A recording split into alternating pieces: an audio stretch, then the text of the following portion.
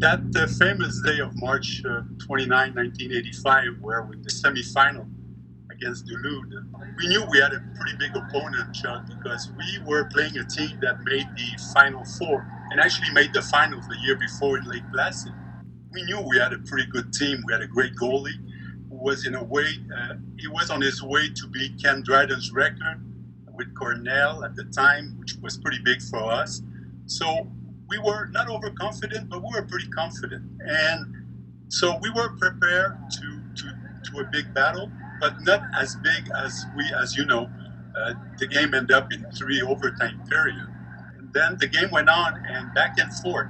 You know, we went ahead, they tied, they went ahead, we tied. And in the third period, I mean, we were trailing 5-4, and it was pretty intense. And there was not much time left on the clock when Ken Hammond actually left the blue line and went forward in the goalie cage and actually scored a goal that made us tie the game. So we end up in the first overtime period. So it went on for 2 periods. And at the end of the second overtime period, Mark Barron ended up with 4 minutes penalty. We end up with a power play. And on that power play, John Carter scored a great goal, which put us ahead 6-5 and gave us the opportunity to go and play the final the next night. After the game on the 29th, we end up pretty late after the game. And we had to have a meal. We had to eat. And there's not too many restaurants open around 1 o'clock in the morning on a Friday night. So we end up at White Castle for a few burgers with Coach Adessa. Got back to the hotel around 2 o'clock in the morning on the morning of the 30th. And remember, we're playing that night, the final. So during that night, the Providence College, the team that we were going to play in the final, the band members, they made a lot of noise probably until 4 in the morning. Then the next morning, obviously, we had the preparation, meetings with coaches, getting prepared for that big night. We're waiting for the bus to come and pick us up. I don't know why, but no bus showed up to pick us up. So we end up walking. It was a pretty cold evening on that Saturday of March 30th. So we, the whole team, we had about a 20-minute walk from the Renaissance Center to the Joe Louis Arena. So it was kind of how that we were prepared to play that final. So that final, we knew that we were going to have a very tough opponent. And his name was Chris Terreri, the goalie of Providence College, because, as you know, Terreri went on afterward to play a pretty successful career with the New Jersey Devils. And Terreri, during the Final 8, a few weeks before that, he had beaten Michigan State. Because the whole year, RPI and Michigan State were 1-2, 2-1 during the coaches' poll for the whole season. So, and Terreri went on to Detroit, playing Michigan State. So we knew that we had one guy to beat, and it was Chris Terreri, the goalie. And during the warm-up, our mascot took the Michigan State University flag during the warm-up and skated around Joe Louis Arena. Well, in 1985, the national championship game, when I led the team onto the ice for the finals, we were playing against Providence, but I led them out and circled the ice a couple of times, and they introduced the players, and I would get the crowd cheering for each player and such. And then they started the national anthem, and that was always my cue to leave, to go off the ice. A gentleman stopped me in the ramp and told me he was with ESPN. He said, "We have a long break before the game starts. You know, it's another 5-10 minutes. If you want to go back out and fool around with the crowd, you're more than welcome to." So I said, "Yeah, sure, why not?" So I went back out, and there was a guy there from RPI with I think it was the pep band's flag, and I went over to him and I reached my hand up and he handed me the stick. And as I started skating around the ice, I got halfway around and I could see somebody else holding out a flag, and I could see the S on it for Michigan State.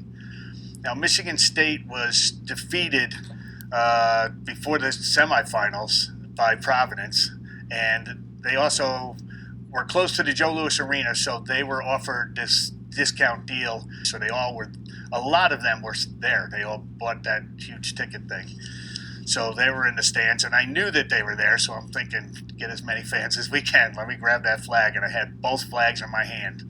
And I don't know if the camera can pick it up, but I got goosebumps on my head just talking. Every time I talk about it, does the same thing. And the 16,000 people just erupted so loud. It was unbelievable. And I skated a couple more laps with both of them, and then I got the same guy that told me I could go out was signaling me to come off.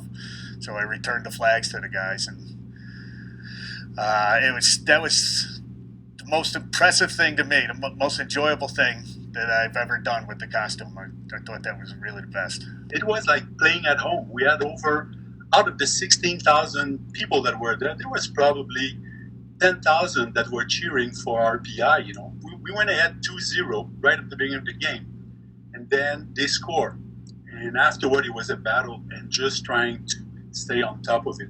But it was a very fast pace, and obviously Terreri made all the big saves that he was supposed to make. He was just as good against us as he was against Michigan State. But keep it ahead, and he's got a Hammond on the defense and Friday. Two very, very polished defenders out there. Well, Holtz wins the faceoff for RPI, and the Engineers knock it back into the Providence zone. Providence just wants to get the puck out of the zone, and here comes, and there goes Terreri to the bench. There is no goaltender for Providence. Army on the right wing. He's pressured by Hammond, who gets the puck away and flips it down ice, but to center ice for tackling Eddie Graham. 17 seconds left to go in regulation time. Providence desperately trying to get the puck in the zone. They can't do it. Servinas has an open net in front of him, and Catterall rides him off the puck. 10 seconds left to go. I don't think Providence has enough time to get another shot. No, Malakis? No, they don't. RPI is going to win the national championship.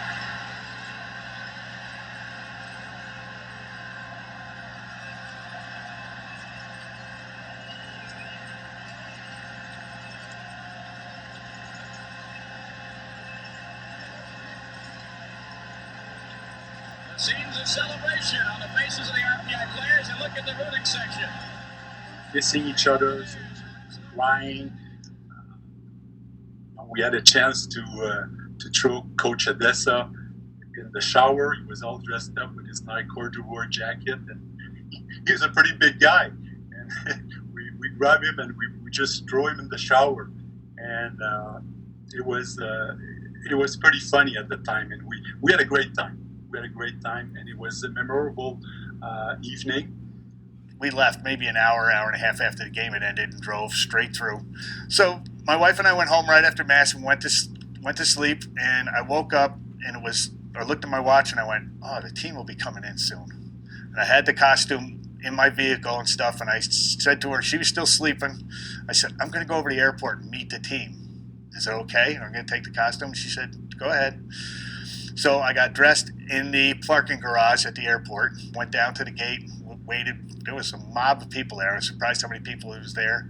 And there was a podium for a press conference, and I didn't realize that was going to happen. So I was kind of waiting, and everybody was talking to planes there, and some passengers got off. And then there was nothing. Nobody's coming out. And a stewardess comes out, and she starts walking. I think she's going somewhere in the airport, and she's coming toward me, so I stepped aside. She follows me, and I'm going, why is she coming to me? She said, the team doesn't want to come out without you leading them. And I went, oh, cool. All right. So I went down the ramp with them and stuff, and they were all screaming. They were going nuts. They were just as happy as I was.